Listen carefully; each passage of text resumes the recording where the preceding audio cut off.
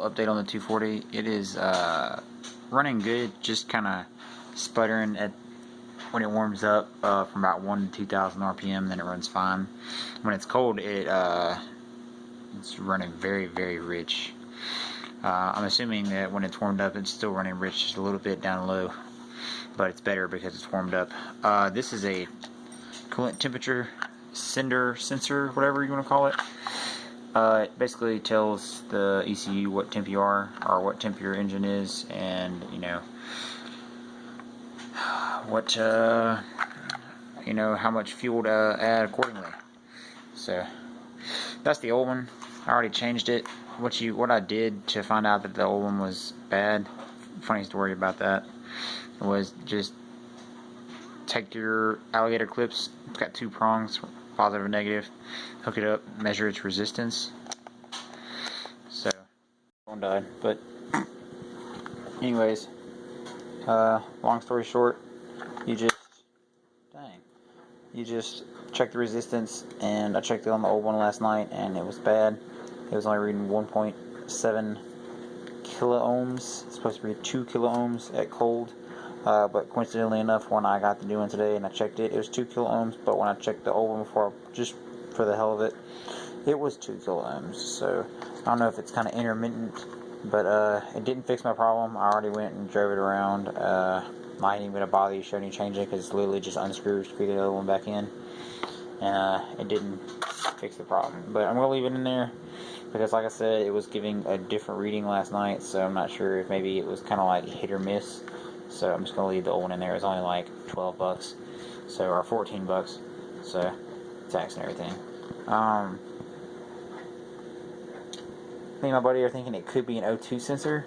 Real simple test. I'm just gonna go unplug the O2 sensor and see if it makes a difference, because if it does, then obviously the O2 sensor is functioning. If it doesn't, then the O2 sensor is not functioning. So if it doesn't do anything, I'm also gonna check the voltage on the harness to make sure the harness is getting like the plug wire to the plug itself is getting voltage, because there's no sense in assuming that the O2 is bad if it's not even getting voltage.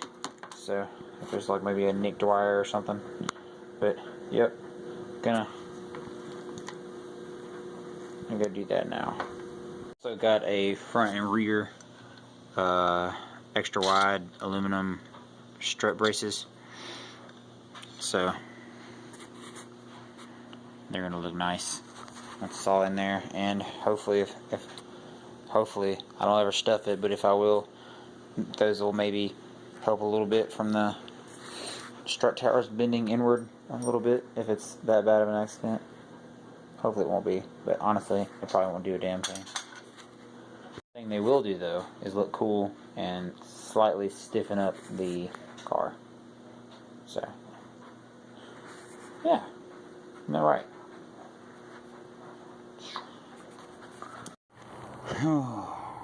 Yeah, that is the sigh of defeat.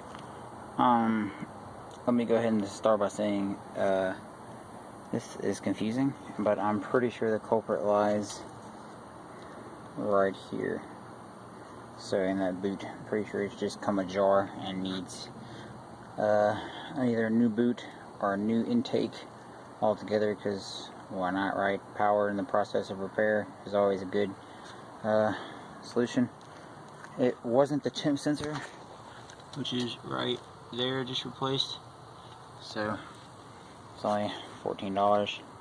I thought it was the O2 sensor, because when I unplugged the O2, it didn't do jack shit. Basically ran the exact same. But under further investigation, I didn't know that the actual sensor gave off a voltage. I thought it had to be plugged into something. I thought all sensors just gave off like a resistance, maybe. I just didn't know. Anyways, hooked it up, got it grounded into the battery, got it down there. As you can see, got a little alligator clip in the O2. It's a single wire, and I'll crank it up for you and show you real quick. I've heard of cracked intake boots, but is severed intake boot a word? That's probably going to be the issue. Yeah. Okay. This right here, front strut brace, very solid. Like the whole car is shaking right now. That, very happy with how it turned out. Fully adjustable, fit perfectly. So, no clearance issues at all, even with the heat shield. So, it barely touches over here, but like I said, cleared perfectly. So, let's get into fixing this cracked intake boot. I went and got some silicone tape, heat resistant. Hopefully it'll seal it up. If not, gotta get a different intake. So, or a new boot anyways. This side, I cleaned Purple Power. This side, I have not. So,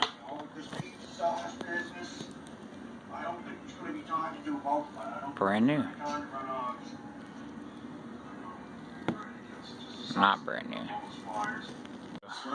Don't mind the Trailer Park Boys in the background. The new season's actually not half bad. But got everything as clean as I can get it. There's still a little bit of tape sticky on this. I tried getting it off, but for the most part, it's pretty clean.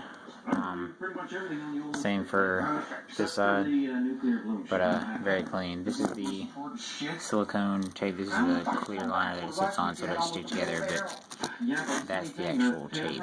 So we're gonna wrap this guy up, and hopefully that might solve my problem. We'll see. Camera's kind of dirty. Anyways, just met up with the guy in New Orleans, or Kenneth, wherever this is, to pick up the GR2s with the TN coilovers, or TN springs, and $100, good deal. Really nice dude. Really nice dude. He told me about a karting event that they were doing today at the Motorsport Park. So we're gonna go ride really fast-ass go-karts. Bummer, the park is closed, but this is the, they let me drive in and look around. This is the skid pad. So, nice and huge. So, we're gonna go check out the track too. There's a couple of Porsche GT3s over here we're gonna check out. This thing is beautiful.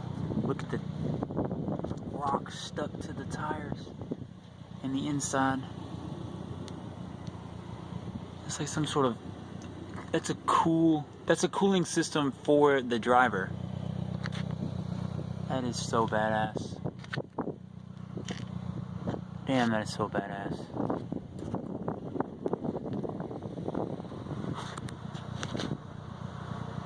So badass. There's some more of them. There's a convertible one over here.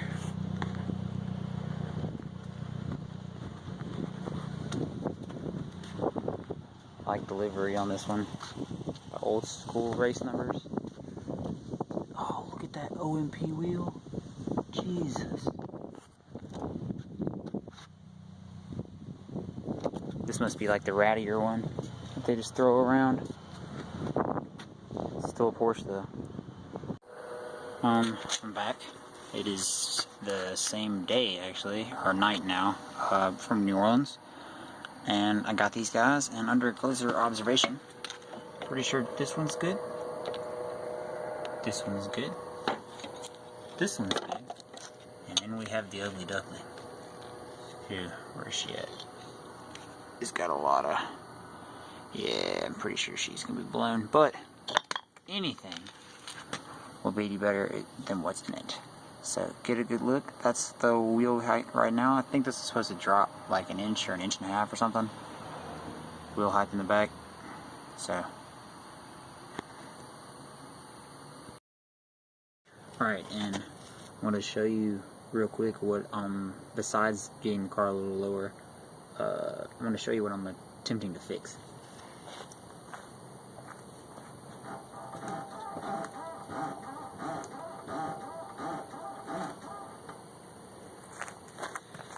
That is no bueno.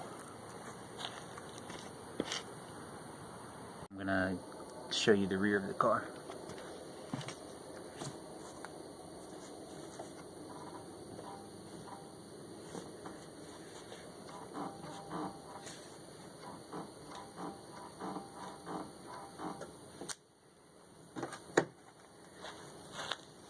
I guess it'd just be easier to stand on the door seal.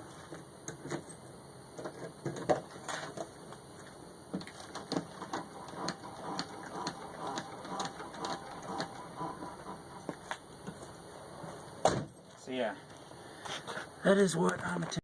Most of this apart, but these two bolts right here, right there, very tight. Also, don't forget to take the brake line clip off the back. And literally this guy just falls out of here. I had to put those bolts or nuts back on the top of here because when I was going to crank down on these guys, it was like moving down, so I just kind of like put them up there for support to break these loose. But now I'm gonna pop them out and this just falls out and throw in the new KYB. So be one corner down. Don't mind all the PB Blaster, it's not fluid. But this is the old one. And this will be the new one. So, also, you notice up here, this does not want to turn very well. This one spins fine. So, very slight play. Very slight play. So this top must have been not the worst, but definitely not bad.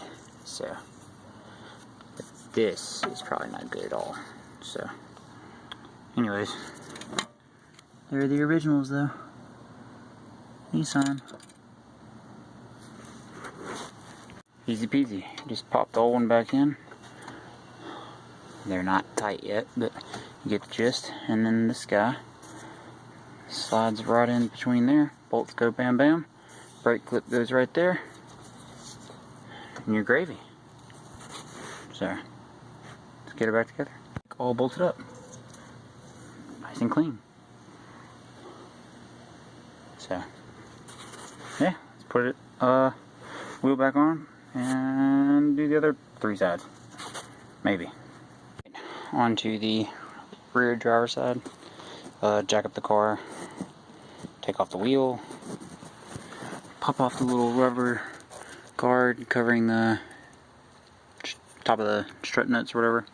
Here it is right here. Hose down. This bolt down here with PB Blaster. And get to work.